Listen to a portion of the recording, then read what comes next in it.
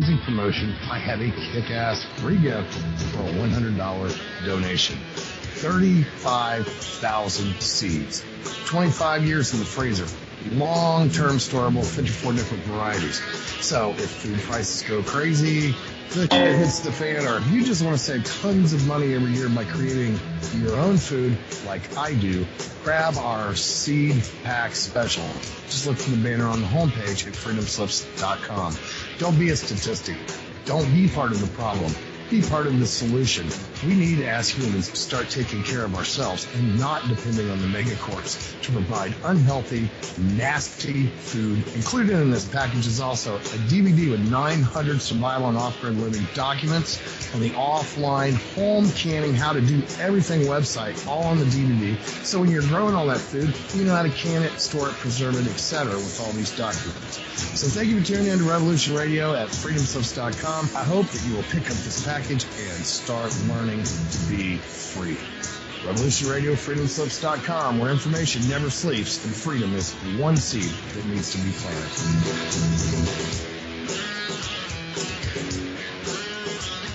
What are we doing live? It goes in eternity. All right, let's get it going. Are you ready? Are you ready? Let's go! Revolution Radio at freedomslips.com. It is 10 p.m. Thursday evening, and we are here live on Studio A. Yeah, you've waited all week for the most cutting-edge topics and guests, and now it is time to deliver. That's right, it's the Stephen D. Kelley Show with the host, Stephen D. Kelley. All right, hello, everybody. Welcome to another edition of the Stephen D. Kelley Show. I'm your host, Stephen D. Kelley. I have a very special show tonight, and I say that all the time, and I think it's you may get tired of hearing it, but seriously, we keep raising the bar higher and higher and higher, and this is probably one of the most important shows I have done to date. I am very proud of the people that we have here tonight, and I have a lot to tell you about them. And before I get into that, I want to do some station business real quick. I will remind everybody that we are listener-supported radio. This is why we can bring you these stories that you will not get on mainstream media or alternative media that is actually controlled opposition posing as mainstream or alternative media. We are true alternative media, and that's why the powers that be worry about us, and that is why they are doing everything they can right now to take away our freedom of speech and our First Amendment, is because of what we do right here. And that's why your helping us is so important, and I just can't say that enough. I want to remind people that we have a site support button on our homepage. It's very easy to go to, and there is no such thing as a small donation. We also have a Facebook page I'd like you to look at. It's very easy to find, Facebook/Freedom Slips. Also, I have a Facebook page with a room. My name is Stephen D. Kelley. Do a Google search. It's easy to find my page. Join it, and that's a great way to hear about what's going on, like the show that we're having tonight. It's a great way to network. It's a great way to communicate with me, and it's also a great way to just give me advice and let me know what you'd like to hear on the show, if anything that you think needs to be done differently.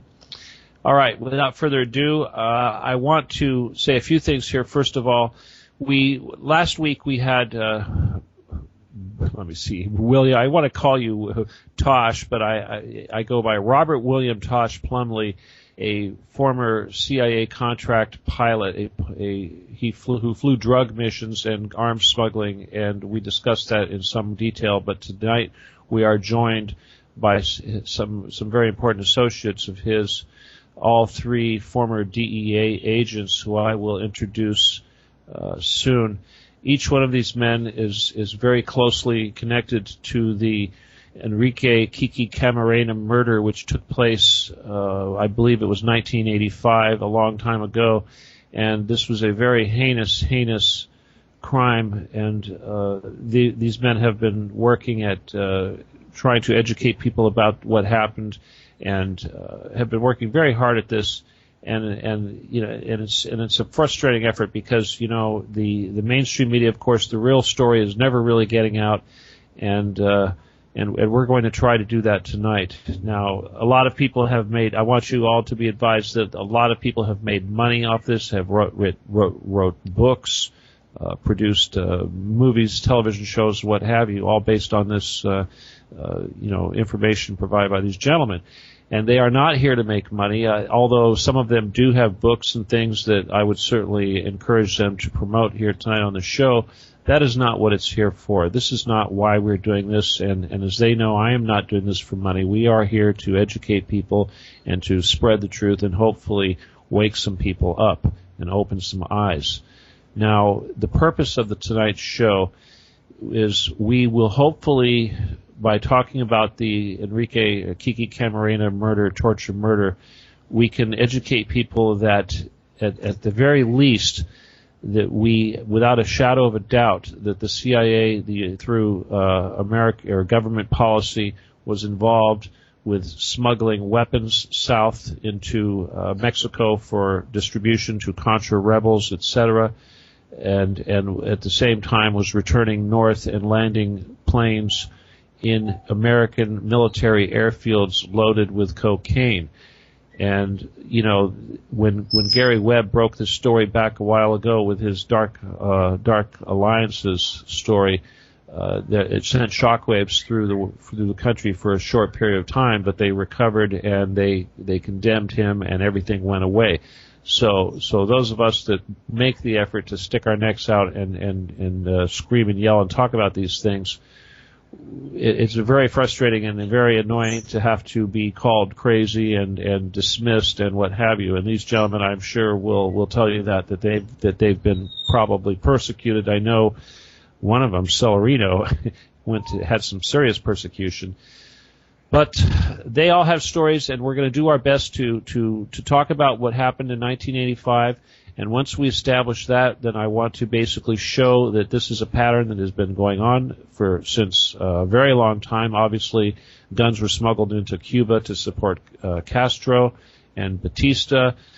We know that in Vietnam that tons and tons of cocaine, or not cocaine, but heroin and opium were smuggled out of the Golden Triangle into the United States. We know that since we've gone into Afghanistan, that the opium production, the heroin poppy production, has hit record highs in spite of our so-called war on drugs.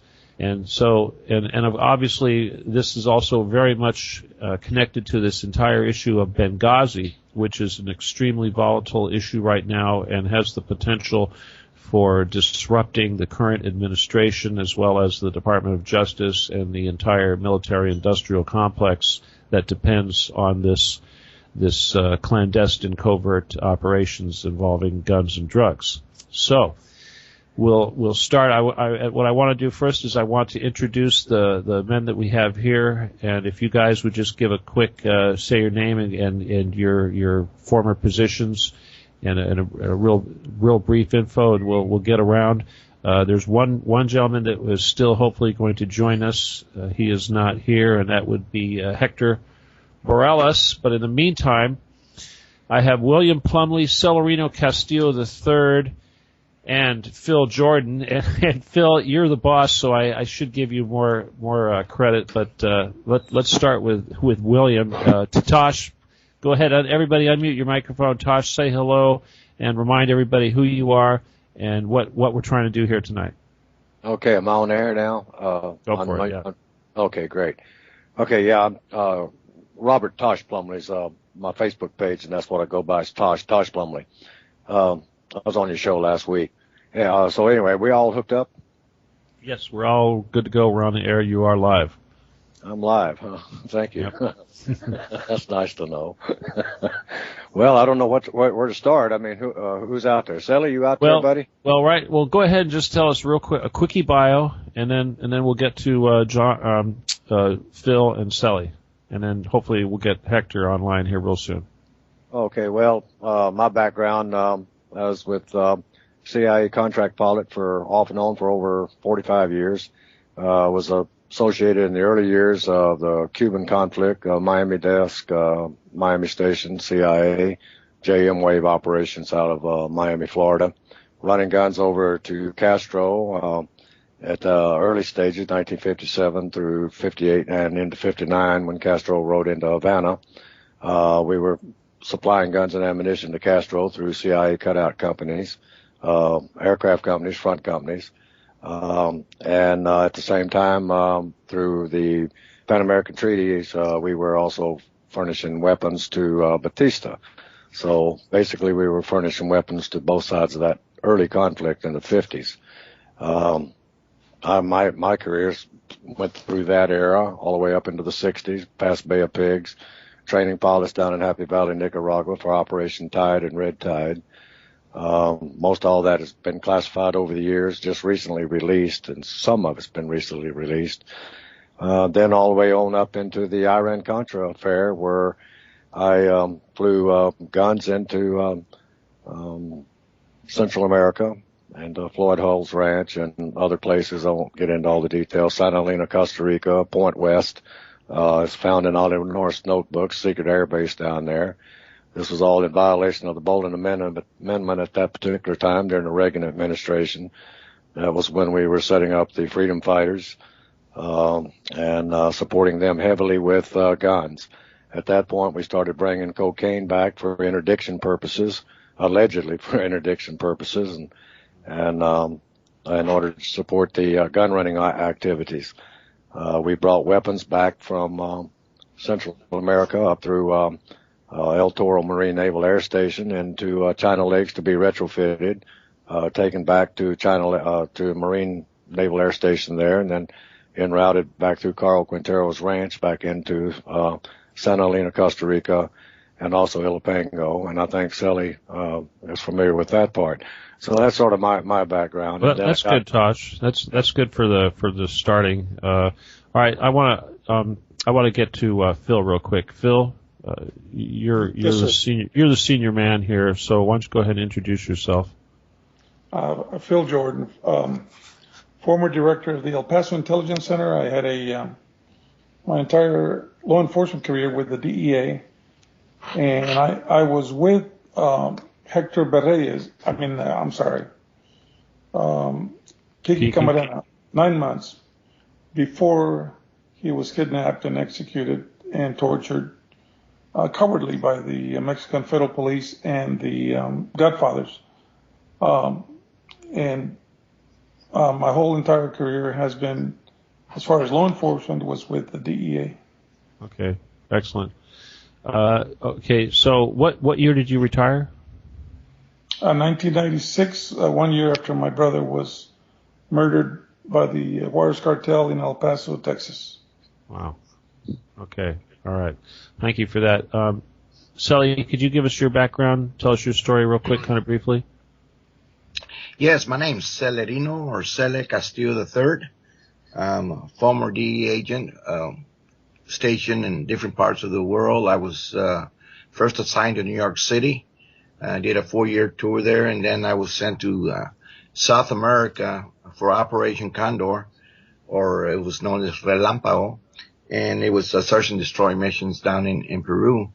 After that, I went down to Central America and did several years there working undercover operations on local militaries and corrupt governments. So I'm now I wrote my book Powder Burns, Cocaine, Contras, and the Drug War, and just recently I've completed my second book called Plata y Plomo, and it used to be Plata o Plomo, but now it's, and the title of my book is both Plata y Plomo.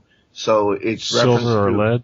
Yes, that's going to be the corruption issue within the United States government, going back to the ATF's fiasco with getting the Border Patrol agent murdered and so forth. So I'm an author. Secondly, I'm an artist. I went back to my artwork, and I do display a lot of my artwork on Facebook under my name. So basically, that's it.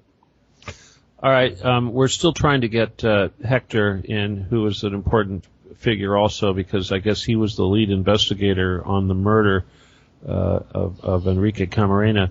But Celerino, you were kind of persecuted. I know that now I'm an FFL, so I know what it's like. But I guess you used to do the gun shows, and they nailed you for some lack of paperwork on something. You kind of got persecuted. What happened? Well, basically what it was the Western District of Texas with Johnny Sutton at the helm at the Western District of Texas. And being a good friend of the family, of the Bush family, they decided to come after me. And my official charge is selling guns without a federal license. Which was, according to the judge, everybody or half of the people at the gun shows, the vendors, didn't have a license to sell weapons. And basically, if you go into the business of buying and selling guns, you need to get a license. But we had people in there that have been selling guns without a license for numerous years, but they decided to target me, and that was my official charge of selling guns without a license. What do you think kind of led up to it? Were you making some noise? You were upsetting some people that this is the reason why you were getting picked on? Well, yes. Basically what happened was I've been an activist for many years after I left the DEA. And in fact, it was prior to DEA when I started reporting the illegal activities that the DEA and the CIA were involved down at Ilopango with the drugs for guns and so forth. And that was payback for them, to get me, and basically never been in trouble before in my life, 20 years of federal law enforcement, military and federal law enforcement. I was sentenced to 23 months in a federal camp, in El Paso, Texas. And, basically it was a school of hard knocks where I gathered more intelligence than APEC did, because I was getting everything from the gangs to the Russian mob to the Italian mob to MS-13. Everybody was talking about their operations, and it was funny because I was able to get the full map of how the drug trade is continuing to happen in the United States. And I did my time, came out, did my 2 years probation, came out, and writing my book, and just finished it. And hopefully it will expose the corruption in the Western District of Texas, and especially the Assistant United States Attorney who prosecuted me, Mark Rumbert. And so that's going to be a good book to read, a good read. All right. Well, we're certainly going to help you promote that. But now let me kind of take you guys all back to the just prior to that fateful meeting. I think it was in a diner or something where you sat down with Tosh here and Enrique and Kiki. First of all, when did you guys all meet Tosh? How did you come to meet him? And that. Let's start there first. Phil and Seeley, did you guys meet Tosh at the same time, or how'd that work out? No, I met him separately with Hector in Las Cruces, New Mexico, and that was my first meeting with. Now, what exactly brought that about? That meeting?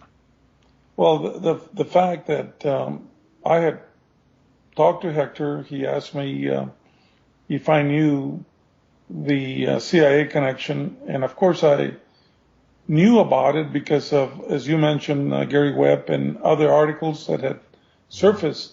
But at the time of the Camarena murder, we were all focusing on the godfathers of the drug trade. And never in my wildest dreams that I imagined or could think that our own government was involved in the we're all kind of naive. Huh?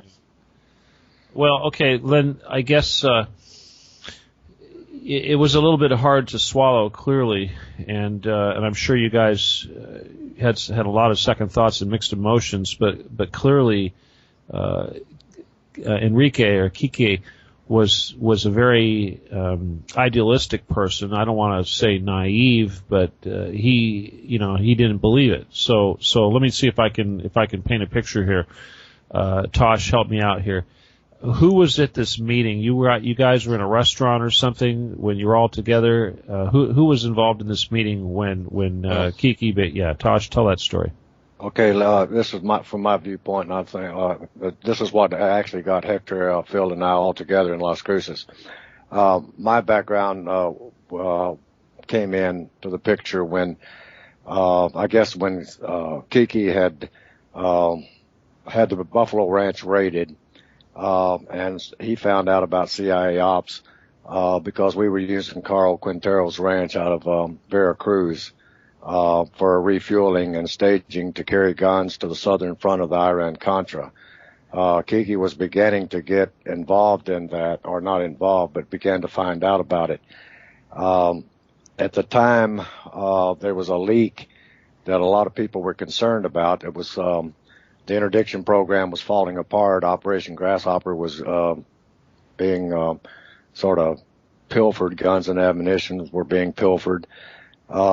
So Kiki sent a series of dispatches back, wanting to know what to do about this about the situation down there, and then also that there had been leaks out of our particular government that had put undercover operatives in a very precarious position down in Mexico, and Kiki had found out about that, so he sent a series of dispatches back, wanted to know what to do. One of them in particular, I think he sent through Shaggy Wallace, I believe it was, or mentioned this to Shaggy. What does someone have to do down here? Get killed before someone in D.C. is going to do something about the problems down here. So because of that information, because CIA was involved in that brought me into the picture. I'll skip ahead here for essence of time. And then a series of meetings were set up. Kiki came up to a few months before he was picked up and tortured and murdered, came up to a place in Oaxaca Cafe in Phoenix, Arizona. My cutout at that point would have been the Phoenix Organized Crime Detail, and I'd been working with the Arizona Tri-State Drug Task Force, which was chaired by Governor at that time, Bruce Babbitt. So we basically all got together through the Phoenix Organized Crime and had the meeting there at Oaxaca Cafe talking about this problem that was going on in Mexico at that time. Kiki was a little bit upset with me because I had admitted to anyone that would listen about the interdiction program that wasn't being interdicted, and I was flying cocaine back into this country and flying guns south, drugs back to finance the gun running operation in violation of the Bolton Amendment. At that point, Kiki was in the frame of mind that if he could do anything at all, he would bust me in a heartbeat. So we had our conversation down there, and I said, hey, man, we're on the same team. And after we compared notes and compared documentation, the CIA and the DEA sort of matched up. And so through the Phoenix Organized Crime Detail, and which was our cutout, this series of meetings were set up so that we could find out how to best approach this and defuse the situation that was developing in Mexico. Kiki at that point went back, and we became very good friends. And Kiki went back to Mexico, and I think it was 5-6 months later after that, he was picked up. And I think Hector and Phil know the story of how Kiki got picked up. Basically what I'm saying, and I use that word basically also because it is very basic, there was a leak out of Washington, out of the Reagan administration, that put Kiki in a very bad position with the one of the elements of the political arms of the Mexican government. And because of the various agreements between the two countries, things were beginning to fall apart down there. And it was over the gun running. And the transfer of money from CIA to Carl Quintero to run his base, transfer of money down to John Hull's ranch down in Costa Rica to use his airfields, and then also to another place, I think it was, I can't remember his name, Bartlett or somebody, that was out of Punta Arenas and Baco Solo. And those was the guy's name from Mexico. What was that again? Yeah, well, there you go. Let me bring Phil in here. Tosh, let me bring Phil in. Okay, Phil, here you are, head of the DEA over there in El Paso, and you know what's going on. You know that they're flying the cocaine in. How do you feel about this? What are you thinking? No. At the time, no. Let me straighten that out. I had no clue that the CIA pilots, contract employees, under the direction of the Pentagon and the White House or whatever, I had no idea that they were doing this. We were all focused. I was in Dallas at the time as a special agent in charge when Camarena was murdered. But I had, as far as the Iran-Contra situation, the guy that knows firsthand what was going on and can support what Tosh is telling you is Hector Berrelez. And I just sent him the number, by the way, to call you on that 347 number because he's trying to get a hold of you anyway to get back on the program. But this was after the fact. Had I known that they were smuggling the tonnage of cocaine in exchange for drugs, in exchange for weapons, I would have exposed it. As a matter of fact, one of the administrators, Bonner, did a story on 60 Minutes exposing some of it, but I don't know where the CIA was bringing cocaine in from Venezuela. But that's as far as I know. But at the time, no, our focus was on Caro Quintero, Mata Ballesteros, who was working for the CIA, and other elements. The corrupt Mexican government under Bartlett Diaz and at that point Caro Quintero and several others. It paints a very, very ugly picture. Okay. So were you still active when you found out? I mean, when it really came to understand the true depth of what was going on? Oh no! As far as the CIA involvement or the so-called contract employees' involvement in the right in this fiasco, no. I was. I mean, when I was with DEA, you would hear the rumors and so forth and so on, but the key person here that knew firsthand, based on the heading the investigation on Camarena, was Hector Berrelez, because he actually uncovered the CIA connection, turned it over to the U.S. Attorney's Office in California and to DEA headquarters, and he was told to stay away from that, and there's another unit that's going to investigate that. It's kind of like Benghazi. They will eventually investigate it, but it might be in another lifetime. But what I'm saying here is that no, I did not know of the government's involvement in the smuggling of cocaine using the same godfathers that DEA had targeted. I had no clue that was happening. And you can call it naive, but as one person told me one time, I thought you guys all worked for the same government. Well, I also thought that we were on the same wavelength to stop the flow of drugs coming into the country. Obviously, when it comes to other issues, that was not an important issue, I guess. Well, I do really hope that we can get Hector in here. Okay. I don't know if you guys, all four of you, have been together on one show before. No. Yeah, so that would have been really great. Now, Hector, of course, he's the one, being the lead investigator, he also could tell us, he was one that uncovered the fact that CIA personnel were actually there during the interrogation and subsequent execution. Right. Okay. Can I step in here a minute? Go ahead. Tosh. Okay. How Hector and I got together. I had to go back and I testified to a committee, and I think this was 1990, around February, April of 1990, and I was privy to know about Carl Quintero's ranch. and I was questioned about that, and I'd been flying contraband both ways in a sanctioned. I got to emphasize this. This was an operation known as Grasshopper and Rooster Hop, sanctioned operation by the federal, by the U.S. government. There was a series of documents that I was presented to make a comment on, and Hector was the author of those debriefing documents, Class 2 DEA documents. They were classified secret at that particular point in time. The reason I was in there, I'd already talked to Senator Gary Hart and his security advisor, Bill Holden, about this. Somebody's calling in here. Yeah, go ahead, William. That's hello. I hope, because hey, we got Hector. All right, there we go. Good deal.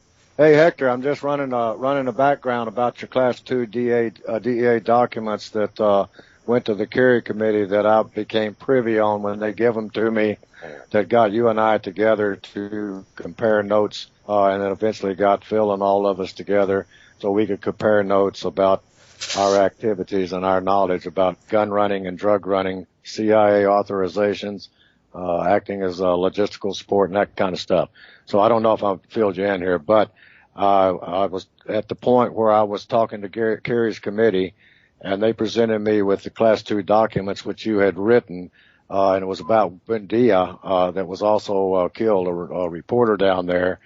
And the reason I got involved because I had already talked to Senator Hart in detail and also given the maps and the aircraft ID numbers and the pilots' names. At that point in time, the reason I had done that, as you know, was to protect myself because some of our guys that were sanctioned were being investigated by DEA and other law enforcement, and some of them were being picked up and going to jail. During that travels down there, that's where Sally and I got together at Ilopango, and that's his story. But anyway, let's let you jump in and give that background of how we all got together in Las Cruces and why we did it. Okay, when do I start talking about now? Yeah, go for it, Hector. Also, talk about your investigation and how you came to the knowledge of the CIA and actually being there during the interrogation. And how you were told to not do anything about it. Yeah, all that good stuff. Go for it. All right. Well, when during the course of the Camarena murder investigation, two percipient witnesses, meaning witnesses that were at the location where Kiki Camarena was being interrogated, identified CIA operative as one of the interrogators. One of the witnesses basically didn't know the name, but he said it was a Cuban American working for CIA that interrogated Kiki. The other recipient witness basically told me that yes, that he knew that it was Felix Rodriguez, CIA Felix Rodriguez, who also interrogated Camarena during his captivity. That's how basically I got to know the complicity of CIA operative Rodriguez as having been complicit in Kiki Camarena's kidnap, torture, and eventually murder. Well, with that information, when I gave that information to Fox News, that I had received information of complicity of the CIA in Kiki Camarena's interrogation during his being, or during the time he was being held. Okay, after that came out, I also found out that Tosh had told the Fox News reporters that he had participated in helping Caro Quintero flee right after Camarena was murdered. With that, I asked the Fox News reporters to please have Tosh contact me, as I was interested in basically meeting with him to find out about Caro Quintero's fleeing via a CIA plane out of Mexico to Costa Rica. I also invited Phil to meet with Mr. Plumlee in New Mexico so that we could get together and exchange notes. I had been told by informants that a CIA pilot by the name of Walter Lutz had flown Camarena out of Mexico when he was fleeing and flown him to Costa Rica.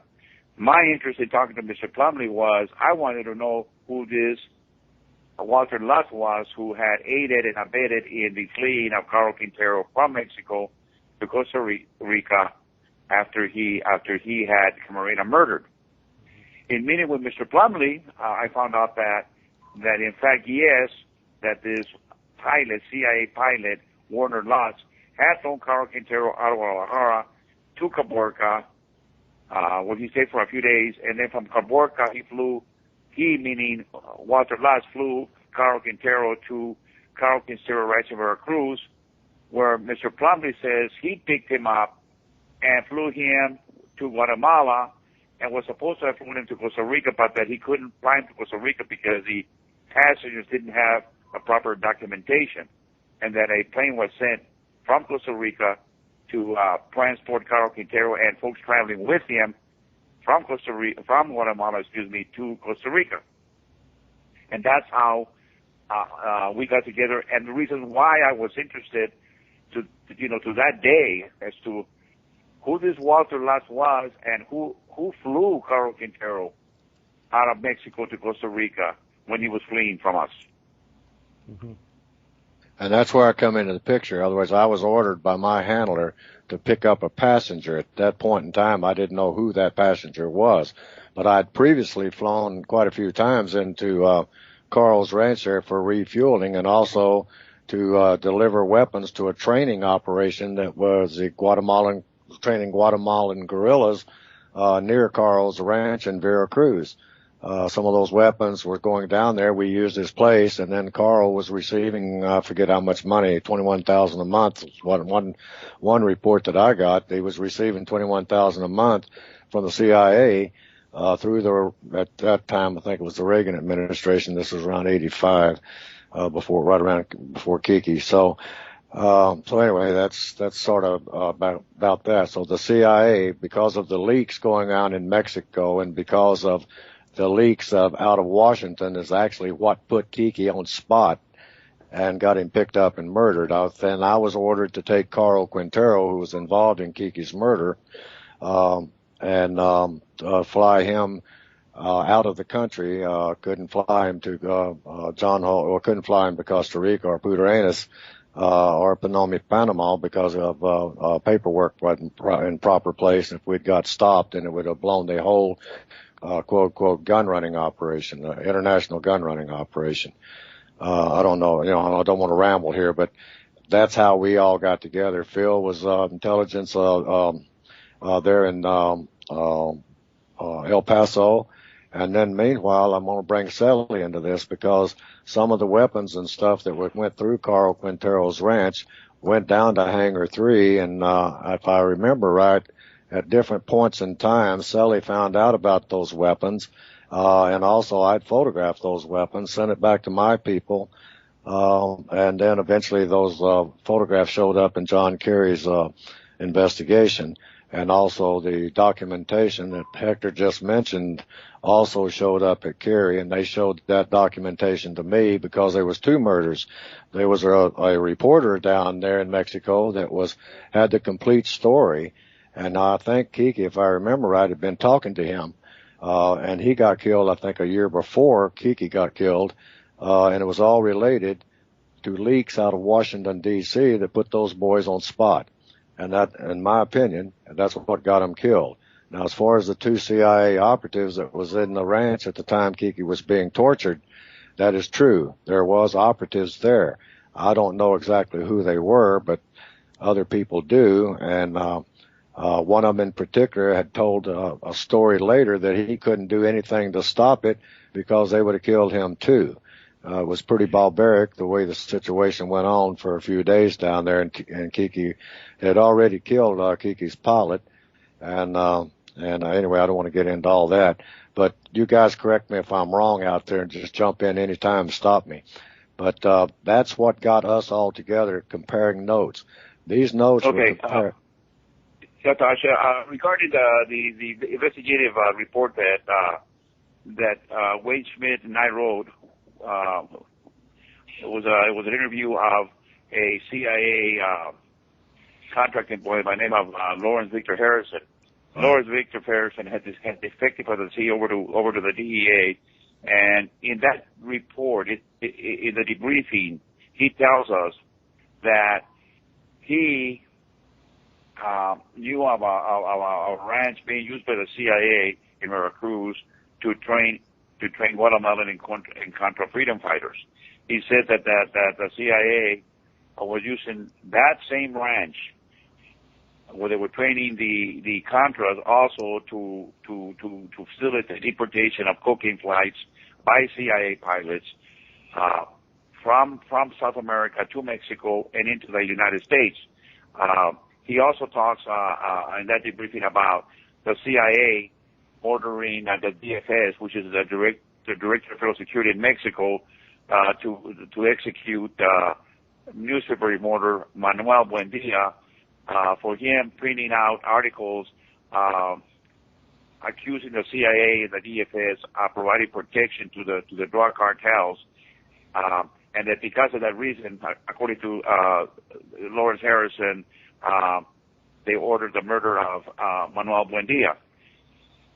In that report, also Lawrence Harrison, tells us about the CIA pilots flying weapons south to Ilipango and cocaine north to the United States,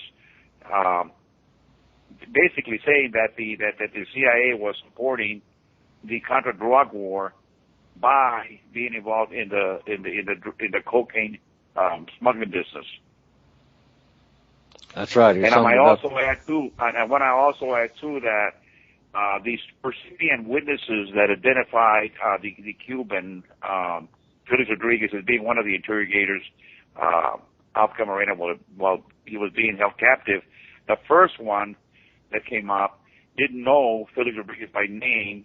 He only knew that it was a Cuban guy in the room when he was in there interrogating Camarena. He knew the guy was not Mexican, that he was Cuban because of his accent, Spanish accent, and he asked, "Who is this guy?" And he was told by other people there that he was American CIA.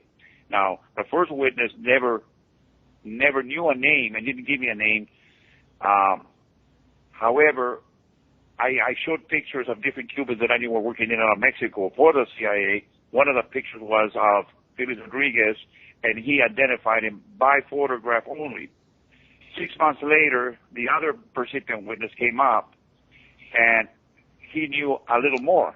So then I asked him, I said, "What do you know about Cubans interrogating Camarena?"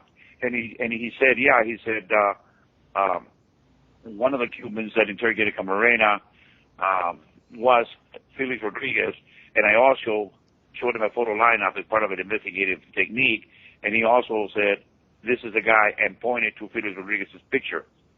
So it's very clear that both witnesses separately and independently identified Felix Rodriguez as being one of the persons that interrogated Camarena before he died, before he was murdered.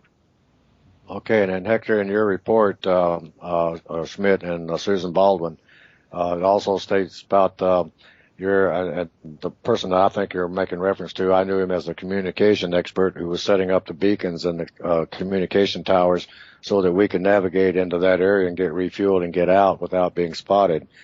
He also said that absolutely. In that interview of Lawrence Harrison, we asked him what he was doing at Carlos Quintero's ranch, and he told me that the DFS, he had been embedded by the CIA into the DFS, and that the DFS had told him to go ahead and set up radio communications for the drug traffickers and for the DFS agents, not only at the ranch, but all over Mexico.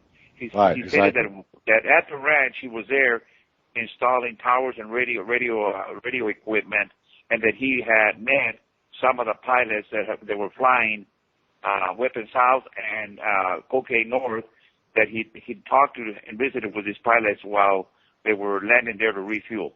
Right, and see, I was one of the pilots in your report there. I think he made a notation, or someone made a notation, that one of the pilots had changed clothes there at Carl's ranch, and the communications expert, who I felt was setting up the radio beacons and transponders and all that, and I also had worked with, I believe indirectly with the Mexican Army, but he was an undercover operative at that point. That was my impression. In the documents, that came out that, Kerry showed me was a confirmation because the guy had ID'd me through pictures as being one of the Contra pilots. If I'm correct on that, I mean, correct me if I'm wrong on that, but that was my impression as I read those documents that you had, and Susan Baldwin and David Schmidt, I believe, had prepared and presented to the Kerry committee. They were still classified at that point in time.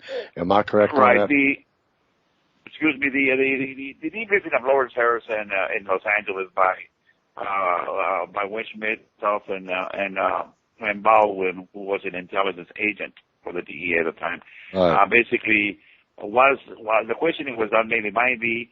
They were making the notes. I was their supervisor, and I had Wayne Schmidt generate the report of the debriefing of Lawrence Harrison that you're alluding to, Mr. Plumlee. Right. And I'm the guy that changed clothes there. In other words, that caused a little bit of a problem because we knew then that there was a tremendous leak. DEA started trying to bust us and blah, blah, blah, and we got into all that circle thing. And I think you know what I'm talking about. Also, I'm going to bring Sally in here a minute, because it's a very important point. From Carl's ranch and the money that CIA was paying to use that ranch, we took those guns and we went down to Ilopango. Now, I believe Sally's investigation at that part of the country uncovered that hangar, and that's what brought Sally and I together. Am I right there, Sally? Sally, Hello? are you on mute? Yeah, that's correct. Basically, I was working at Ilopango, and my informant was Murga, who did all the flight plans for Felix Rodriguez. So we knew when he was going into Mexico and coming back. But Felix Rodriguez worked at Ilopango for many years under Jack McCavitt and a Venezuelan by the name of Victor Rivera. And they were all trained in the death squads also in El Salvador. But my informant was able to give me all the pilots' information that were flying in and out of Ilopango, plus the tail numbers of everybody that was leaving the country and coming back in here. That's why I was able to gather some of the best intelligence network because of the guy who did the flight plans. And we did have Cubans. We had Felix help Luis Posada Carriles escape from Venezuela with the help of Victor Rivera, who was a CIA asset in Guatemala and in El Salvador. So yeah, everything runs concurrent with the fact that Felix was the main guy in El Salvador. We had an American pilot working for the CIA by the name of Walter Grashheim, who had we raided his place in El Salvador, and we found out he had all kinds of U.S. munitions and so forth, and we tied him to the Contra operation and at hangars 4 and 5 at Ilopango. That's right. Now, here's what I want to point out. During that time frame, you guys were actually getting on and busting a White House operation. In other words, our operations were sanctioned, run out of the White House for the freedom fighters in violation of the Baldwin Amendment. The pilots that you made reference to, most of those boys were connected in one form or another to CIA contract pilots, and that's where DEA guys were finding out about Operation Penetrate and Operation Grasshopper. That's what caused me to go to the San Diego Reader with all the maps and the same tail numbers that you had copies of through your intelligence and the same pilots and all that. So I copied this map, which is referenced as a battle map. Wasn't a battle, but it's referenced in Contra as a battle map. Took that map to Senator Gary Hart. Went through everything we're talking about now, including DEA trying to bust us. We're trying to evade DEA because it was a White House operation, and CIA was acting at that point in time as logistical support for that operation or that gun running to supply the southern front of the Iran-Contra through Santa Elena, Costa Rica, which eventually became known as Point West, as found in Oliver North's notebooks. So the whole gun running drug running operation down there was known by the White House, was approved and sanctioned by the White House, and information was leaked by the White House back down through Mexico that eventually got Kiki Camarena picked up and, in my opinion, executed. Let's Tosh. Let's move on to Colonel Sabot in El Toro. First, let me say I didn't mean to interrupt you, but am I right there, Hector and Sally? Yes. Yes, basically that's actually what happened with the CIA. We knew from the very beginning it turned out to be a White House covert operation, and I myself interview CIA agent in charge of El Salvador, Jack McCavitt, and the ambassador in reference to the drugs for guns operation, and I was basically told up front that it was a covert operation being run by the White House and for me to stay away from it. And this was confirmed on hangars 4 and 5, came out of Costa Rica with Juan Perez, and I still have that email, or telex, whatever you want to call it, saying that hangar 4 and 5, that they had received information that large quantities of cocaine was going in there. And when I did the investigation, it turned out that those 2 hangars were run and operated by Felix Rodriguez, Oliver North, and CIA operatives. Okay, there's hey guys, I gotta jump in here. I just gotta tell you guys, we're down to about 7 or 8 minutes before we go into break, so we're gonna be hearing music real soon.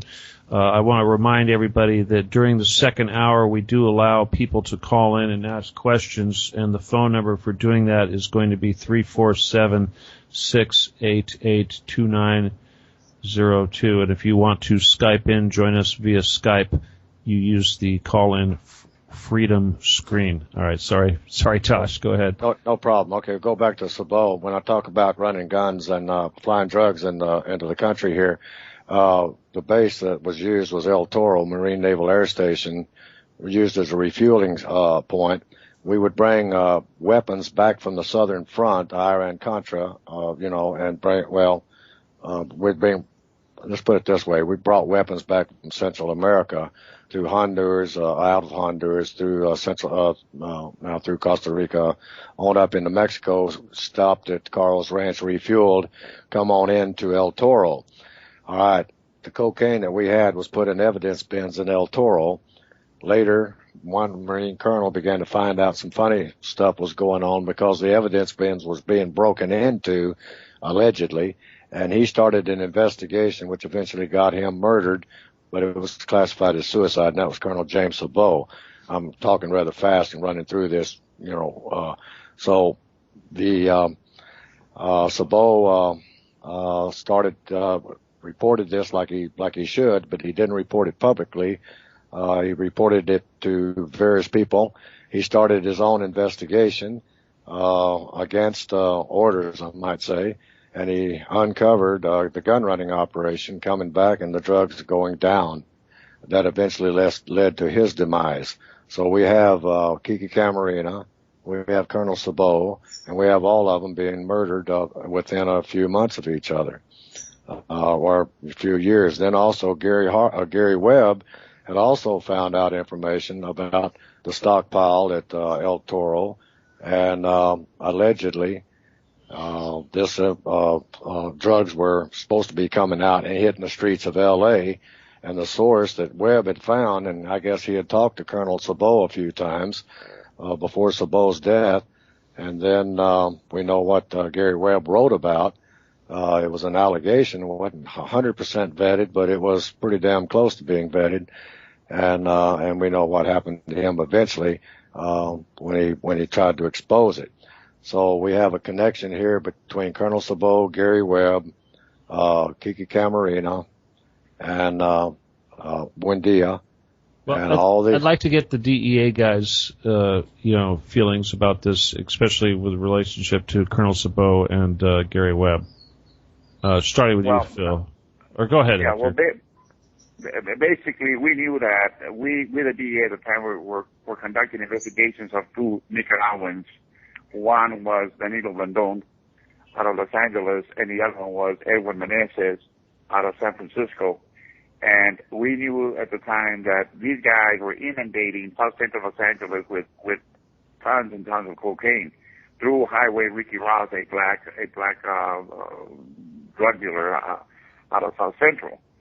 Mm-hmm. We also received information from the Sheriff's Department that these guys were receiving cocaine and working with the CIA to distribute these drugs in mainly South Central Los Angeles in support of the Contra war. So it all makes sense. You got the pilots flying in into El Toro from south, loaded with cocaine, with Sabo found out about, obviously. And the cocaine, obviously, is being distributed right here in California. So the Tasha story and the information we had that these pilots working for Oliver North and Rodriguez were bringing in the cocaine. Okay, Hector, and hang on to that thought. So okay, break time. Everybody go ahead and mute your microphones. We'll be back in about 5 minutes. Go ahead and use the bathroom, get yourself something to drink. We'll be right back, and just kind of keep it quiet while the music's playing. All right? We'll be right back.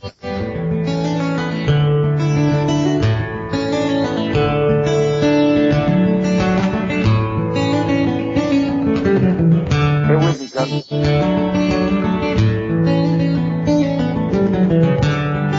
Outside?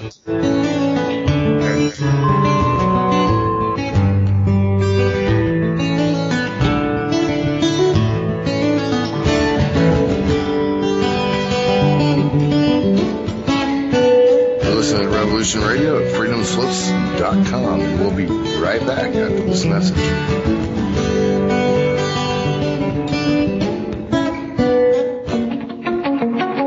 Finder of lost children and missing persons. Monique Lassan. Surveillance, civil and criminal investigations. I investigate. You know, I am the chosen one. Do not underestimate the power of good, and do not dismiss the strength of the child.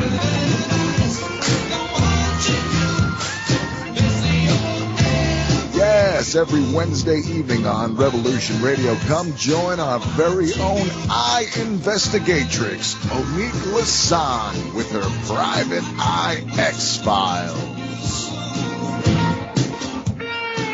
So you're the finder of lost children.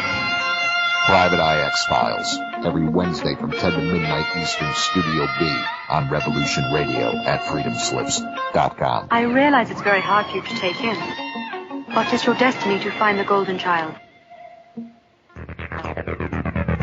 Listen in to Journeys with JP Tuesdays on Revolution Radio at 3 p.m. Eastern Time, with a variety of guests, each giving their unique perspective on their journey through to the now. Journeys offers you, the listener, a chance to share that perspective.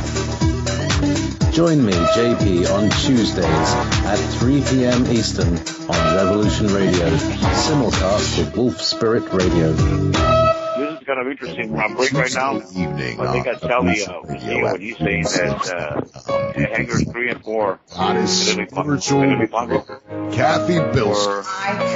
Oliver North. I called to the architect of the universe's divine creators, asked for permission to quantum leap the world in all life forms on all planes and dimensions, seen and unseen, connected with planet Earth, to let us go beyond our known potential into the greatest unknown golden age the universes and worlds and planets have ever experienced. Kathy teaches the spiritual truth so that you may create a better life and be able to make positive changes for yourself and for the planet. It helps us remember that we are not powerless, very creative spiritual beings having an Earth experience. Time to quantum leap into the age of divine enlightenment and let Kathy provide you with the tools of knowledge you need to awaken spiritually. That's the Quantum Leap Show. Let light unite every Tuesday at 10 p.m. Eastern on Revolution Radio, Studio B. I agree with you though, because goddammit, he knew a lot.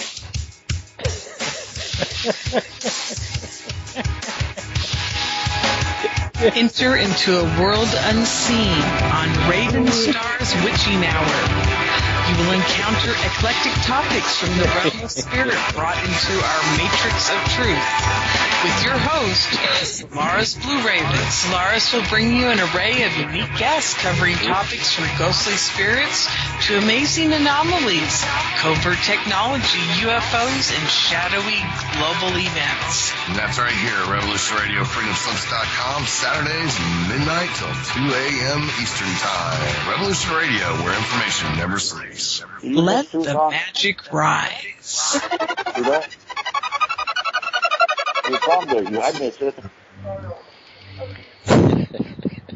You guys gotta mute.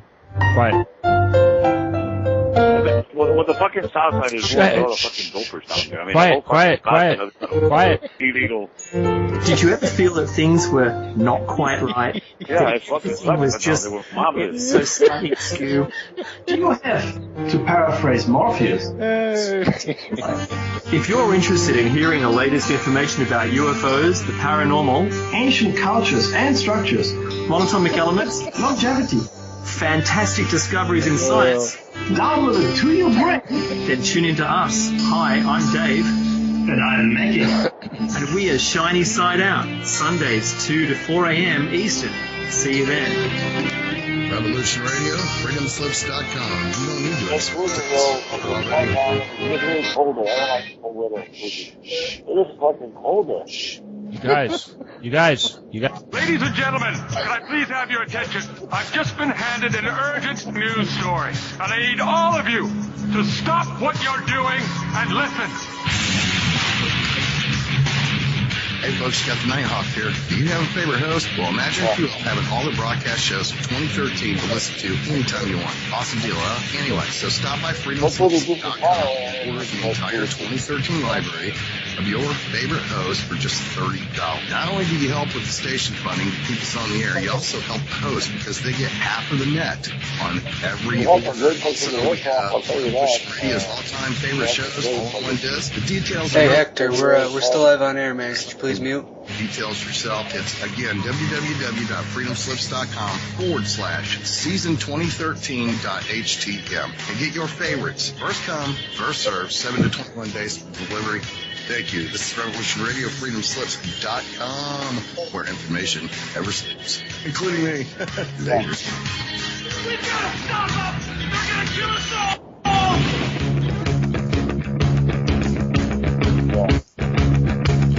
Revolution Radio.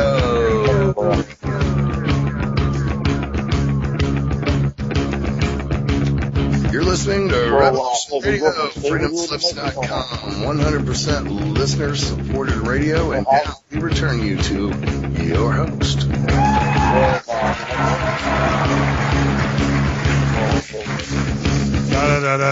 Okay, everybody, we're back. Oh my gosh, you guys didn't mute. You had all kinds of FCC violations going on during the break. Hey, blame it on the DEA. I didn't say nothing. You DEA guys are going to get us in trouble. Hey, CIA had nothing to do with that. Don't blame the CIA. That's it. Hey, listen, guys. If we can't have fun with ourselves, who in the hell are we going to have fun with? Huh? All right. Well, you guys understand that certain things we cannot say on the air. Look. It's not that they didn't know. They don't know how to read mute. It's that little white microphone icon. Hey, Hector. Right. Hector, man, I enjoyed your conversation. God, you guys. Sorry about that. All right. Anyway. All right, you guys. Hang on there a second. All right. Everybody, welcome back to the second half of the show. Sorry about the levity and the distractions during the commercials, but you guys, I swear, we have never had that happen before. So, you guys. Hey, Hector, I love you, brother. Thank you. I couldn't have done that any better. Well, I was waiting for you guys to contact me on Skype, but you guys never contacted me on Skype. And I on Skype yesterday. All right, just be careful. Just be advised that we have FCC listening to us. All right. We're very, very thankful that we have this opportunity to express our true feelings. All right. Okay, I'll straighten up. Okay, yeah, levity aside. All right, anybody. Okay, first of all, Welcome back to the show. This is the second half of our show on gun running from Contras to Benghazi. And I'll tell you, we spent a lot of time talking about Kiki Camarena and all of the issues and everything that went down, up to that event and afterwards. And I know you guys were all close to him, and this was a very traumatic and emotional and frustrating, discouraging situation to have to be involved in and have to watch everything kind of get pushed under the rug and shoved aside. And here we are, 20-something years later, we're doing what we can to try to reopen this, bring some justice to this, and show that nothing has changed, and if anything, it's only gotten worse. So by bringing in the El Toro situation and the death of Colonel Sabot, as well as the death of Gary Webb, I'd like to hopefully lead that into Benghazi and even Operation Fast and Furious. So I'd kind of like to get you guys' opinion about now. I mean, clearly, you've been out of the business, you DEA guys, but what would you like to say about Eric Holder and this nonsense with the Fast and Furious gun running operation over there? I guess, Phil, why don't we start with you? Okay. First and foremost, let me say that Hector, being in charge of the Camarena investigation, developed a lot of intelligence that we are discussing here. He presented it as any DEA agent would at the time. And Hector, you take it on from there as to what happened, because I think it's very critical. This is a very critical part of any cover-up as to what the lead investigator is told what to do or what not to do. Hector, do you want to touch on that? Right. As the lead investigator, as we came upon information of CIA complicity in running drugs into the United States, as I was receiving the information, I was ordered by Washington, D.C. not to investigate it. Other agencies were going to be brought in, like the Inspector General's office, to investigate the CIA. That it was not my job to investigate the shenanigans or the transgressions of another agency. So basically what he told me is, report it, send it on up, and another agency or investigative unit will take jurisdiction over that part. You just concentrate on bringing all the evidence you can on the drug cartel members that were involved in Kiki's murder. So, being a believer in our system and everything else, as I got the information on Rodriguez and basically the pipes bringing in the cocaine north, I reported everything via secret memorandum. The reason that I wrote the first report in the DA6 was because that's the first time we really had anybody come in and tell us that the CIA was involved in gun running and drug running by Harrison. So I wrote it on the DA6. After I wrote that on the DA6, I was told by Washington, don't do that anymore. Anything having to do with national security, CIA, or any type of that type of information, you don't put it on a DEA investigative DEA6, which is a report of investigation. You report it via top secret memorandum. So whatever information I was getting on the CIA and their complicity to be involved in drug running to support the war in Nicaragua was all reported on these memorandums. I firmly believed that somebody was going to investigate what I was reporting, and I believe they were. But I retired, and then nobody ever investigated none of this stuff. Now, let me jump in here right here. That's one of the reasons your report is what caused me to go to Senator Hart and lay the battle map out with all the names and stuff. They had told me at that point, you better be careful. DEA is busting you guys, meaning all of us sanctioned pilots, because also we were intertwined with actual drug running pilots because we had to use their facilities with the permission of the cartels, and we had to make concessions. But at any rate, That's when I went to the San Diego Reader and had them write up an article with copies of that map, I Run Drugs for Uncle Sam. My goal on that was to preempt any investigation that DEA may arrest me for not gun running, but drug running. Also, ATF also had received a dossier on, or a report on our gun running activities coming back through China Lakes into El Toro. So we had a real problem being undercover pilots because we were being laid out as drug runners and gun runners for private enterprise connected with the Ochoa Escobar cartels down in South America through John Hall's Ranch. Also, Tosh, the amount of cocaine that you told us in Las Cruces, which was mind-boggling, that you guys smuggled into the United States, into Mexico, that ended up in the streets of L.A. and elsewhere. Can you please describe the tonnage? 40 tons, over 40 tons. Of cocaine. What kind of plane were you flying, Bill? We were flying C-130s, well, a variety. We were flying C-46s, DC-4s, DC-6s. A lot of them come out of Miranda Air Park. Those were were assigned to cutout companies, front companies of the Central Intelligence Agency, contract pilots, some of them drug runners, using those aircraft.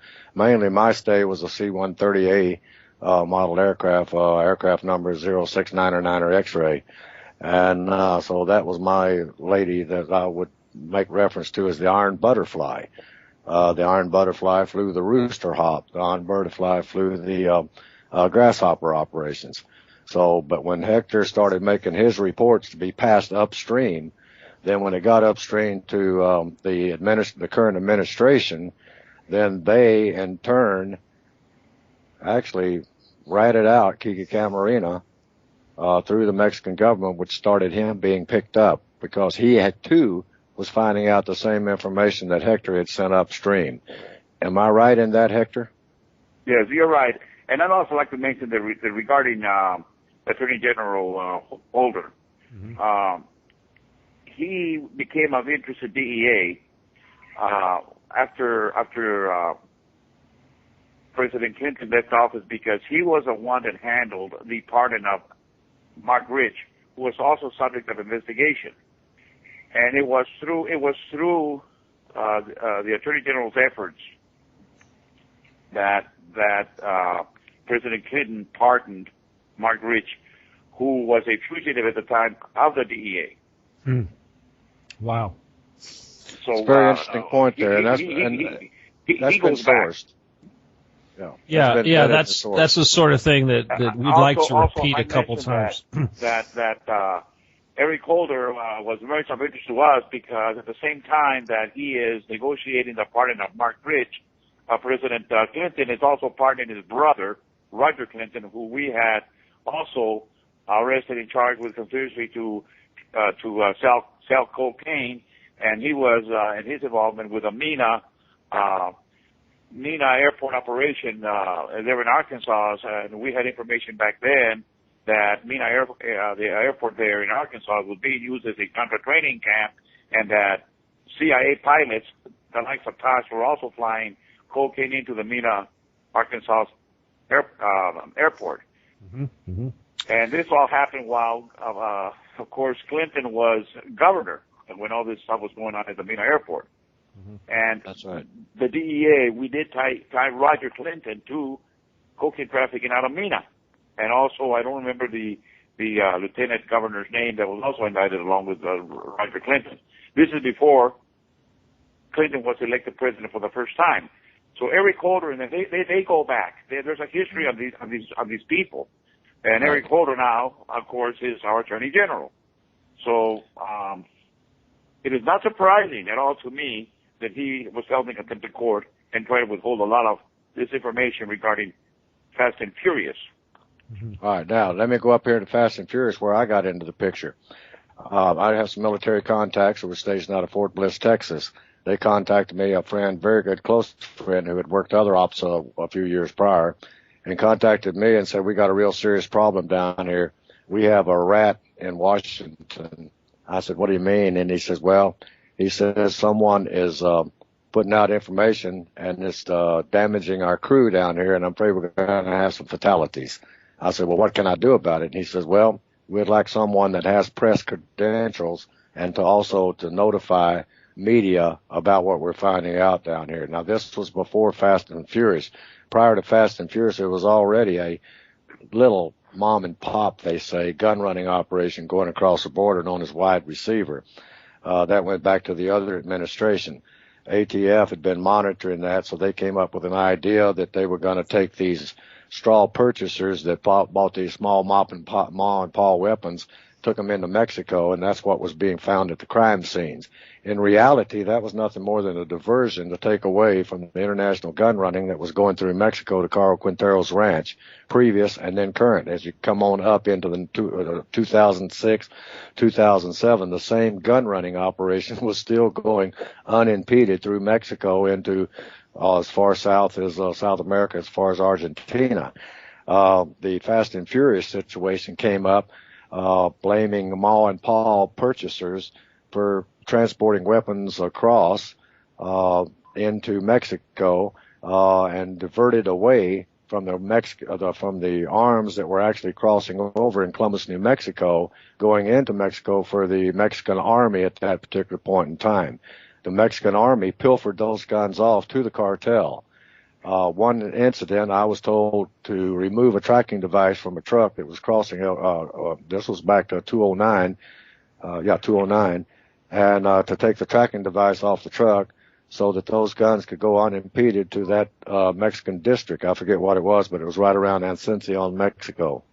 So anyway, that is my take, since we're getting into this Holder situation and we're getting into all the great Fast and Furious fiasco, and all the promises that people are going to be brought to justice was nothing more than a cover so that they would not uncover the international gun running, which had been going all the way back to 1978, going through Mexico to do funding for weapons and weapons shipments. I told the task force, I said I couldn't do anything unless I saw it for myself.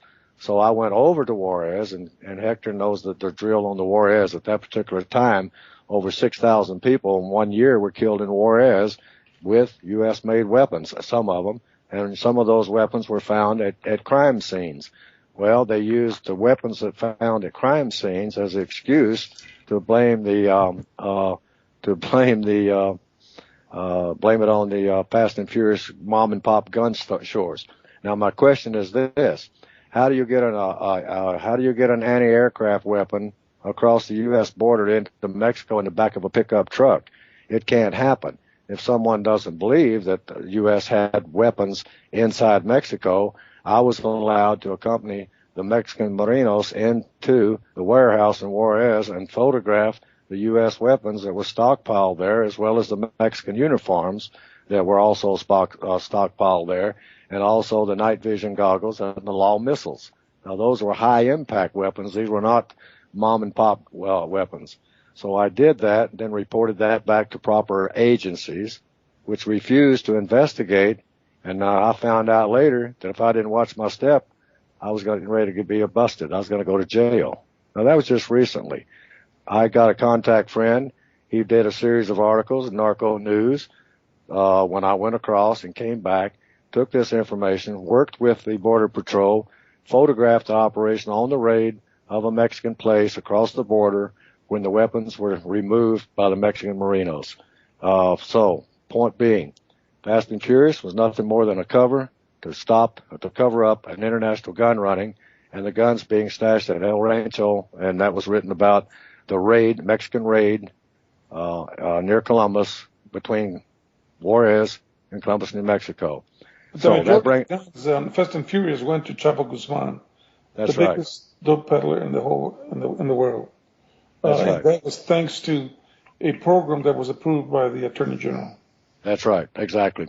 And that was the gun running, international gun running, which actually would be legally through the direct commercial sales to be transferred into Mexico to the Mexican Army. The Mexican Army, in turn, filtered those guns, and they went to cartel, the Zeta, and also eventually to Guzman and his bodyguards. And we made concessions with Guzman and Carl Quintero. That was the cover-up. That is the cover-up to this day. Hey, Tosh, let's, for the sake of the listeners, let's try to lay out the list of the players here, because obviously hey, Sean, did we just lose the server? We're still good? Looked like we lost the server there. Okay. Anyway. All right, I'm going to assume everything's fine. Okay, the question is Carlos Quintero, El Chapo Guzman, we've got Zetas, we've got a couple different cartels working against each other. I suspect that the CIA is in bed with at least one of them, and possibly may actually be the cartel. Can we? And the other question is some of these high-profile busts, especially El Chapo, it's been suggested that these are showcase busts, that they're not really taking them down. They're just sort of putting on a dog and pony show. You guys, can you give us some insight on that? Tell us a little bit about the players and who's in bed with the CIA and who isn't. Hector has good information on that one, I think. Go for it, Hector. Yeah, I was asked to comment on Univision what my opinion was on the arrest of Chapo Guzman, and I stated, and I believe to this date, that the arrest of Chapo Guzman was arranged. And the reason it was arranged was because, number one, the old regime, the old PRI, is back in power with Peña Nieto being the president, and he wants the violence stopped.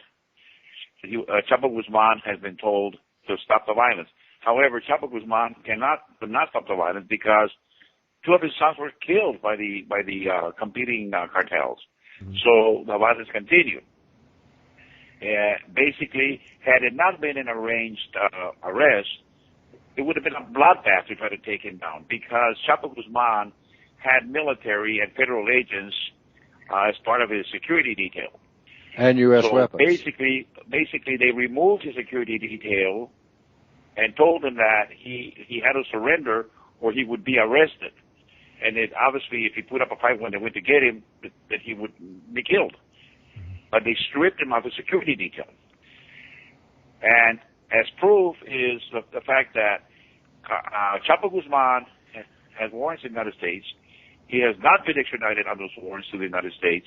And number two, they haven't seized all of his money. Now, here is the largest narco of the world, a narco that amassed more billions than Pablo Escobar, okay? And nothing has been done by the Mexican government to strip him of his fortune, to seize all of his businesses, properties, ranches, boats, airplanes. There has been no move by the Mexican government to strip him of none of his vast wealth, and nothing has been done as far as extraditing him to the United States. That's why I say that it had to have been an arrangement that he was going to be taken off as a top narco from Mexico.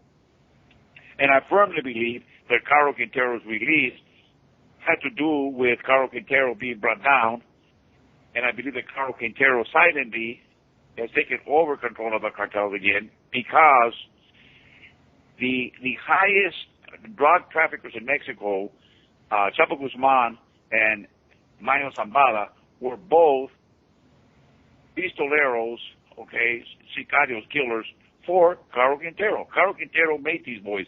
He was their boss. He made them. And so therefore, it is my belief and contention that it's all a farce. It's all arranged by the Mexican government. And the proof in the pudding is that to date he has not been extradited to the States, and his vast wealth has not been taken from him. The extradition has to be made by the Department of Justice under the direction of some guy named Eric Holder. That's right. Now let me jump in here too. Got something to add on that. Caro Quintero was sitting in prison on a sentence of 50 years. He did 28 years. He got out simply by this. He was going, when the new administration, he made announcement to this to other people that I've been privy to talk to. And this is not necessarily secondhand. This has been vetted by pretty good reliable sources. But he made a statement that when the new regime come in Mexico, the new president, that he would get out of prison because he had an ace in the hole, and that ace in the hole was that the CIA paid him tremendous sums of money over a long period of time to use his ranch as a staging area to train Guatemalan guerrillas and also to refuel aircraft that was coming back with cocaine into the United States. As soon as the administration come in, Carl Quintero got out first, and he disappeared. The United States government, through the Department of Justice, like Phil just said, did not make a request to Mexico for his extradition. However, there was at that point in time, there was a $5 million reward on Guzman's head. All right, a few months later, the deal that Hector mentioned was a deal that was made with the new government of Mexico, and Guzman basically give up, understanding side deals had been made. Our United States State Department was involved in that. They know everything that's going on. There's another world out there that the 8 to 5 can't comprehend exists. And so behind the scenes, sidebars and negotiations were made. These two boys would just sit quiet. They would get their everything back. There would be no extradition request from the United States. The Mexican government said, okay, let bygones be bygones, and let's just let it lie. That's where it's been right now. So here it is. DEA agents give their lives. They busted their tails. CIA, actually, good people in CIA, busted their tails to bring all this to the fruition. And then this particular administration hasn't got the cojones to sit there and make an extradition request for these two guys. However, there's 4 or 5 other underlings that are sitting in U.S. prisons right now today that did far less than what Guzman and Carl Quintero did. Now, talking like this gets these boys on you. There's a world out there, like I say, that you don't know. The dogs of war are released. The DEA fought this war valiantly, and then they got crap in their shorts because our government hadn't got the cojones to request extradition to those two guys because of what those two guys know that went on back through other administrations, POTUSes, and sanctioned operations of pilots running cocaine into the country, guns south, using their facilities to facilitate that operation. All right, I'm going to shut up now and let you guys talk. Am I on base on talking like that? Yes. This is Hector, and basically the 3 panel of judges that released Carl Quintero released him on a false legal technicality. They stated that Carl Quintero has been tried in federal court, which did not have the jurisdiction for trying him on Kiki's homicide. He said that they stated that he should have been tried in state court, and because of that reason, he had to be released. They released him, and later when I came on the news complaining about his release, and as Phil did, stating that it was a false legal technicality and maneuver that they had used to release him, as Kiki Moreno was not down there vacationing in Mexico. He wasn't walking down the street to buy ice cream when he was abducted by the traffickers, interrogated, kidnapped, and murdered. That he was over there conducting bilateral investigations with the federal government down there, and even though he didn't have a U.S. passport, we were issued carnets. I worked in Mexico myself, which guarantee us, meaning me, Kiki, and the other agents that were down there, all the protection, privileges, and guarantees of a U.S. diplomat. When I and Phil and I went forward with a protest stating that was a false legal technicality, it forced Mexico's U.S. Supreme Court to look at the technicality for which he was released, and came back and said that they had made a mistake, that Carl Quintero was released by mistake, and that he should be recaptured again and be brought back to the Mexican Bar of Justice. And we knew that wasn't going to happen, and it's not going to happen. That's right. However, the 3 judges that released him under the fraudulent legal technicality, nothing has happened to them. They haven't been removed from office. They haven't been arrested. And obviously, they were paid big money to release Carlos Quintero. And the judges are millionaires, I'm telling you. Yeah, there was payoffs involved, and some of that. Yeah, there's an agreement set up there. Phil, you had a pretty good handle on that, didn't you?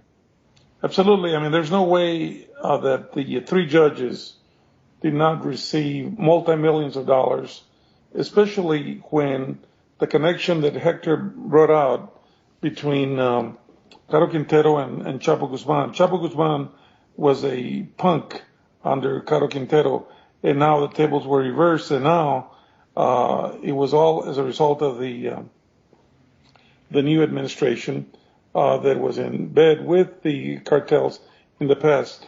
But I do want to add one thing about Celerino and Hector. From my perspective as a senior executive with the DEA, these two guys, whatever they tell you is coming right from facts.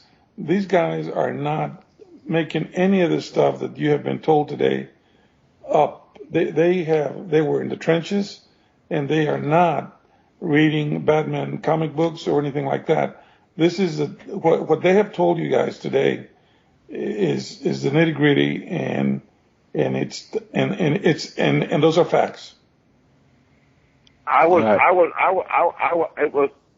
basically told to leave the CIA investigation alone, or stop investigating the CIA, and because I wouldn't let go of it, as I still needed to know what pilot had thrown Carlos Quintero out of Mexico, and I also wanted to pursue charges on Felix Rodriguez.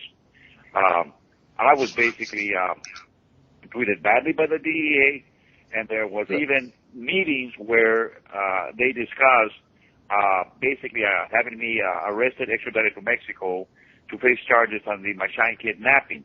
The DEA actually investigated me for kidnapping Machine when they ordered me to kidnap Machine, and they basically conducted an internal affairs investigation of the kidnapping of Machine, and I was asked what I did wrong in the kidnapping of Dr. Machine, who basically tortured Camarena.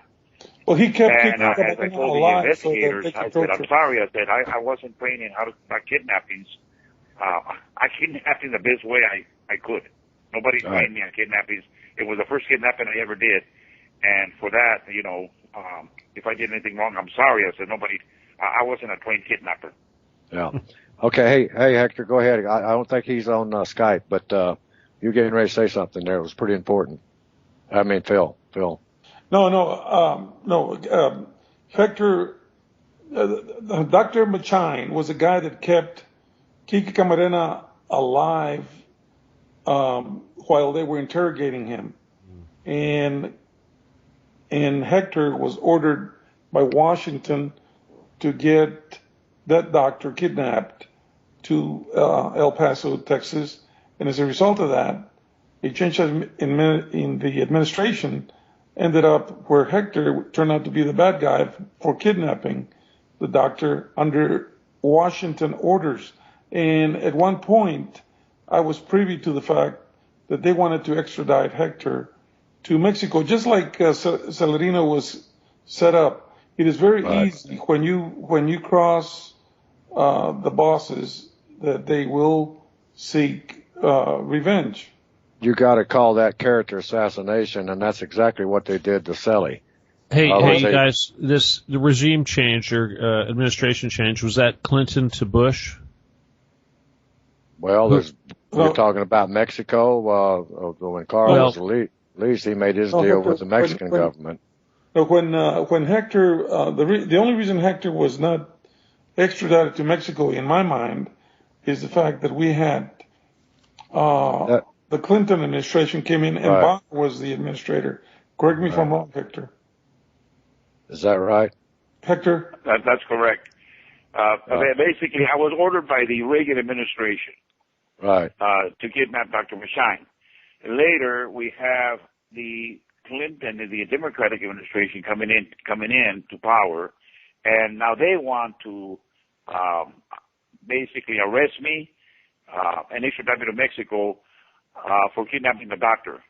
Now, does that make any sense? One administration orders it, and another administration wants to have me arrested and extradited to face kidnapping charges in Mexico.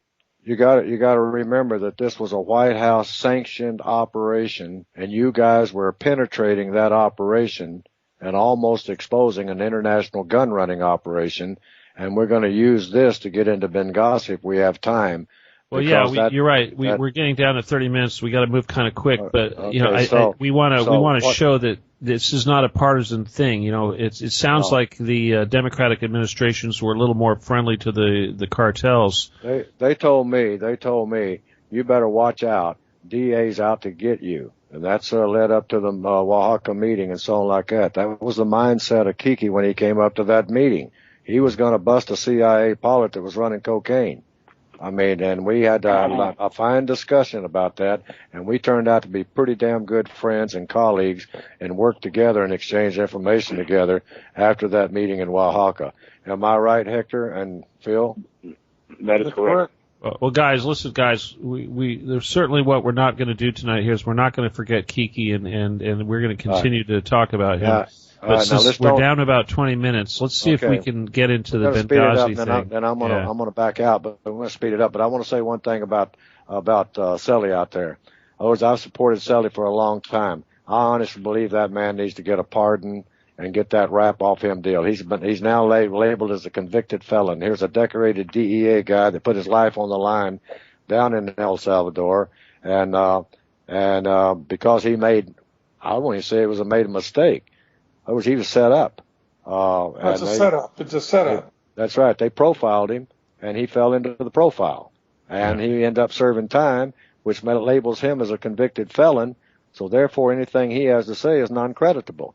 We can use our resources. Yeah, we'll use our resources. Certainly, the resources of Revolution Radio and what have you to generate support for that. Let me speed it up there in essence of time, and I'm going to say this real fast, and then I'll back off and let you guys do it. All right. I mentioned the Task Force 7 was operating in Mexico 208, 209, 210, 211, and 212. They were pulled out. Task Force gave me the information. I went in as a photojournalist and photographed the information, passed it back, and a series of articles were written by Bill Conroy, Norco News, which documented and vetted all those sources, but absolutely nothing was done, even after it was turned over to sitting senators. The question being at that point, why wasn't something done? If something was done like that, it would have opened up campaign contributions and where the money was going in the campaign contributions to award those that were making the arrangements to keep the operation alive and continuing. It's an international gun running operation, and the cover-up is there. The task force that I work with actually transferred out of Mexico, went to drone school up in Nevada, went over to Afghanistan, and the two of them were attached to a NATO. After they got over there, they contacted me again, the same people that contacted me earlier and said, you won't believe what's going on in Mexico, said the same thing. You won't believe what we found over here in Jordan, in Turkey, in Qatar, in Pakistan. CIA safe houses stocked full of U.S.-made weapons. Wait a minute. What are you saying? I'm saying international weapons, international gun-running weapons brought over here to the Middle East, and they're being stashed in various CIA safe houses run by private contractors, and they're for the purpose of setting up a secret army. Now, in the process of setting up that secret army and training that secret army, some of those weapons were pilferated or was taken from those arsenals, either sold on the black market, stole, or whatever. And now I'm going to bring Ambassador Stevens in. Ambassador Stevens found out about Stinger missiles being missing from those safe houses. And he started complaining to the State Department with a series of memos that what are going on. He wanted to launch a buyback program. They was turned down on that because if he did that, it would open up international arms smuggling to the Middle East from United States arsenals through the direct commercial sales program. Don't believe anything I said on that. Check it out. You use those key words I just said and run it through this deal and pull the articles and the vetted sources that came about. So we have Benghazi. Why was the ambassador killed? So I devised 11 questions about Benghazi to be simply asked yes or no, and that was turned out. Over 500 response went to our sitting senators, our sitting congressmen, and on Facebook. and not one out of 1,500 requests went to these elected sitting officials to answer those 11 questions simply yes or no, and not one response has come back today. They've been totally ignored. My question is why? Where is the cover-up? The cover-up is the international gun running that was going on for the last 3 or 4 years before the ambassador was killed. The ambassador found out about the Stinger missiles, wanted to buy them back from the terrorists, and he was turned down. And then we set up a movie, paid for it, got someone to produce it, and then used that as the excuse to cover the attack on the Benghazi. Now, I'll shut up and let you guys talk. We got about 5 minutes. Well, I want to get your guys' the DEA guys' opinion on this stuff. I mean, obviously Benghazi is a sore subject that we really want to drive the knife in a little bit deeper if we can, because this is our opportunity to kind of get back at these guys. So, what can we say that we really need to impress upon these people that this is the same old dirty stuff that's going on? And what can we do to stop this? What's your guys' opinion? Phil, how about you? I feel that the arrogance of our government officials must be exposed. The fact that they don't care to become complicit in killing their own people, in covering up their misdeeds, and also in protecting themselves politically. As Mrs. Clinton said, what does it matter who killed Ambassador Stevens and the other 3 CIA guys? It doesn't matter to her. She doesn't care.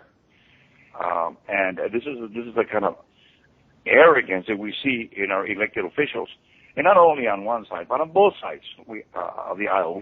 We see total disregard, as we're seeing now, for our soldiers and our government investigators. Look at the VA scandal now.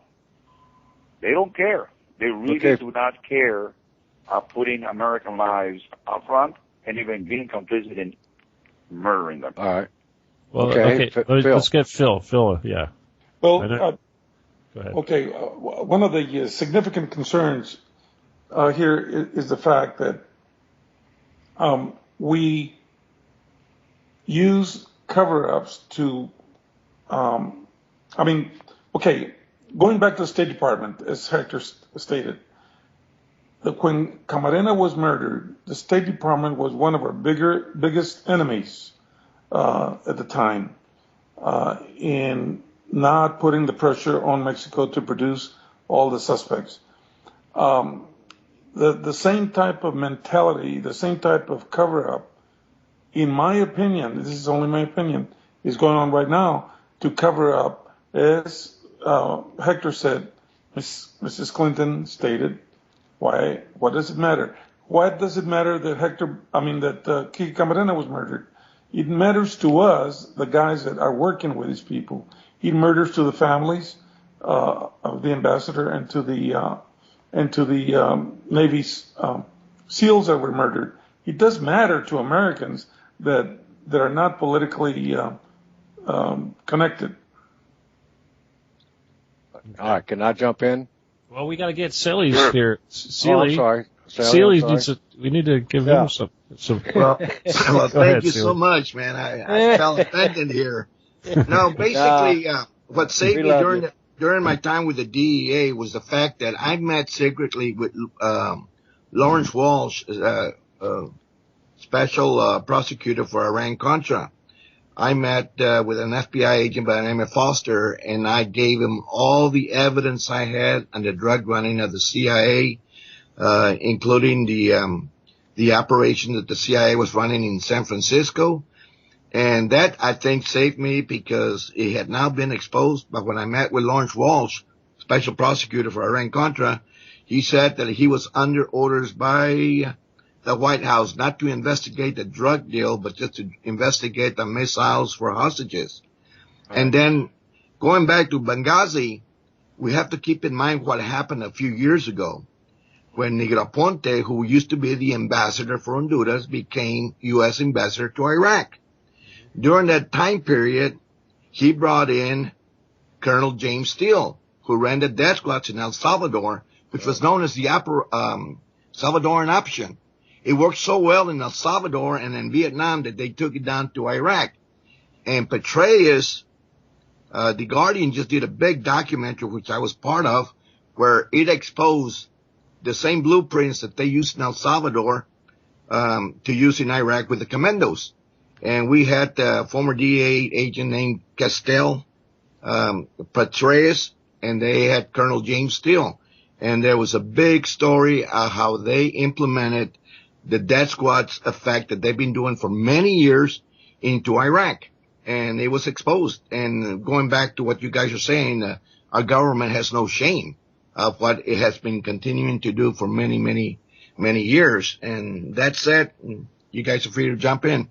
All right, Sally, what you just said is the very thing, is the reason they came down on you. That's why when you had your Powder Burns website and you started going back to Colonel Steele and the death squads and bringing it up to date from your investigation, immaculate investigation, I might say, because I was privy to know about hangars 3, 4, and 5 there in Ilopango. So that's why I say you should get a pardon. Everybody out there listening should start writing and try to get you a pardon.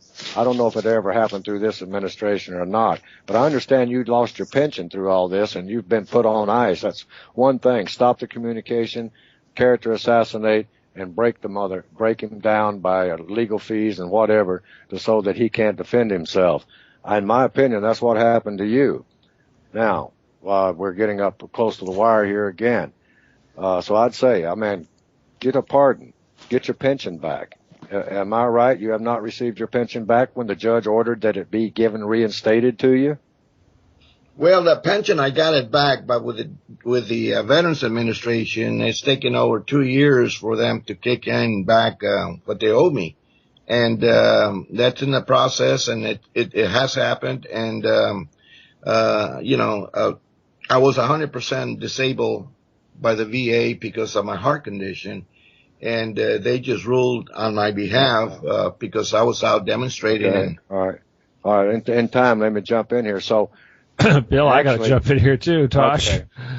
Listen, you guys, you're right. We are getting down to the last few minutes, so we're going to have to use this time very carefully. And so I want to start out, Sally, again. You wrote 2 books. You wrote a book and you've got another one coming. Let's talk about that real quick. I need to go through each one of you guys and do what I can to help you. So clearly, if we can sell some books. Yes, yeah. No, I'll do it real fast. Go ahead. Powder Burns, Cocaine Contras, and the Drug War is out of commission. I bought the rights back from the publishers, so we're not doing any more. Uh-huh. They're on Amazon for $230 a piece. Uh-huh. And that new book, hopefully it'll be released next summer. It's called Plata y Plomo, both. And, it's going to be about the, ATF's, Fast and Furious deal that was occurring in South Texas, and that was being allowed to, we had several, felons, selling guns at the gun shows for the ATF. And, I have the names and they're going to be exposed. And do you have a website for that by any chance? No, I'm waiting to finish the book and then I'll get the website and I'll put all right, well, you have a website under your name, right? Celerino Castillo III? Yes, sir. So, okay, and you have a Facebook page also. So yes. Yeah, the Facebook, just go to my name and you'll see a lot of the pictures up there that I have. So for you people who are listening, it's Celerino, Celerino, Castillo, Castillo, the third. Three I's. Does that help, Saley? Absolutely. And I know you ran out of time, so go ahead, guys. All right. Well, let's go on. Hector, what do you got going on? What can we do for you? You got anything? I know you've been abused with people using everything you say and running off and making money. You got anything that you want to share with us real quick? No, but basically, that I have a book coming out also probably within the next 6 months, and the title of my book is Rogue Narc. And basically, we chose that title because after I was ordered to kidnap the doctor involved in torturing Camarena, the DEA disclaimed that they had ordered me to partake in that black ops, and they put out to the press that the kidnapping of Dr. Machine was conducted by a rogue renegade agent without headquarters knowledge, no authorization, and they put out my name. Okay, so that's a rogue narc, basically, and that'll be out soon, you say? Rogue narc. That's the title of the book. Excellent. All right, so obviously, people, you want to be able to Google his name, Hector Berrelez, Berrelez. Phil, have you got anything that you want to share with us? Well, there was a book written by Charles Bowden, Bowden. The title of the book is Down by the River, covers my whole DEA career, and it's about corruption, murder, and drugs. And it covers just about any subject that we have discussed here today, obviously in a different context. But it will tell you that if you pick up today's papers, nothing has changed. Yeah, very, very much, very obvious. That's for sure. Mm-hmm. All right. But it's still available to Barnes & Noble and any Amazon or wherever you want to order that book. It's still available. Now, Tosh, I understand that you are putting together a website that will help everybody network, including the gentleman here tonight. Is that true? That's what we're attempting to do here. It should be out in the next 10 days, I hope.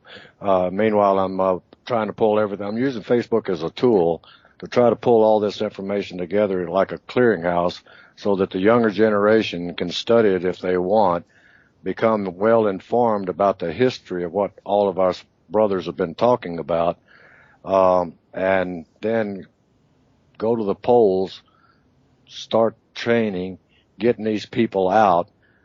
This has been a slow coup d'etat, an American coup d'etat. We need to get these people out of politics, and the only way we're going to do it, in my opinion, is a younger generation.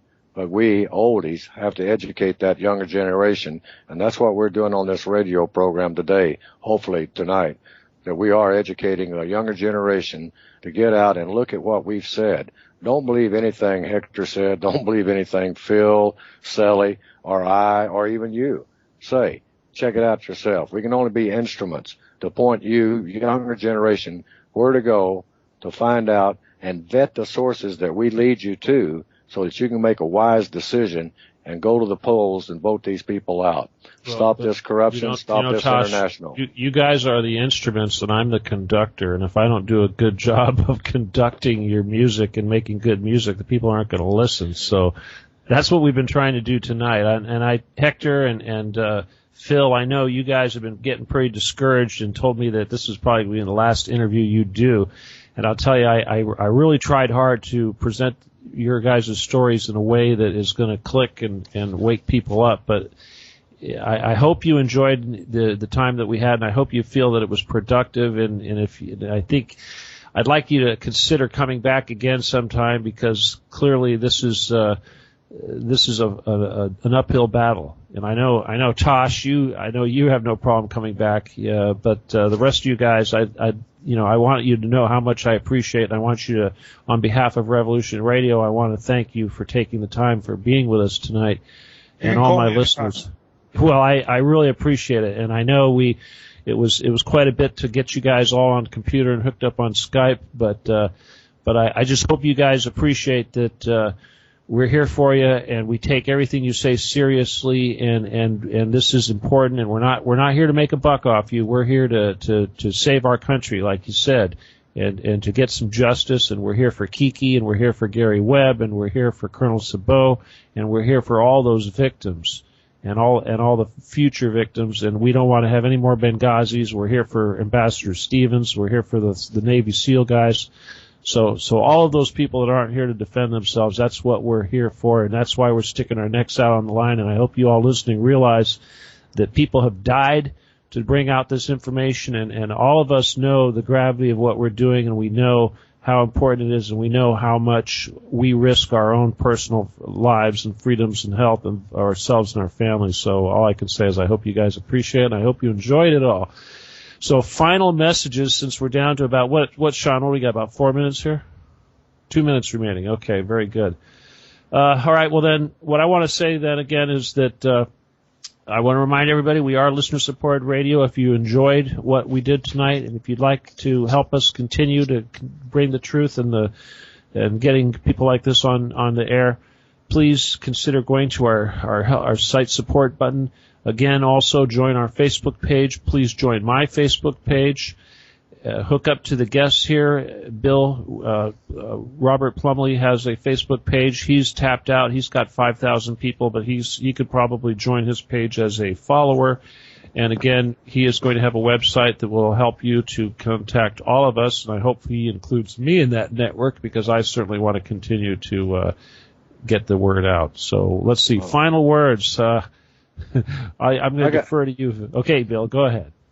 Okay, no, I was just going to say thank you very much for having us on. Appreciate it. It gives us an opportunity to express what we know to be true and try to get motivation to get our country back. That's the only reason I set up a Facebook page. I want my country back. I want these crooks out of office.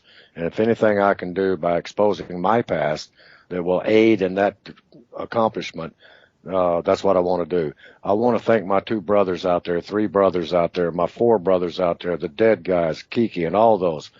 I want to thank them. I want to thank you guys. I want to thank my brothers out there. All right. Thank you. And listen, guys, if you want to try to do a part 3, next Thursday, we can certainly do this. I don't want to let these guys off easy. I don't want Obama and Hillary and Holder to think that they got off easy tonight. I want to keep up the pressure. So if you guys are up for that, I'm certainly there. And there is our sound. There's our music. All right. Thank you, everybody. Thank you. Thank you, Phil. Thank you, Bill. Thank you, Sally. Thank you, Hector. And thank you, Sean. Good night, everybody. God bless. Adios. God bless. God bless.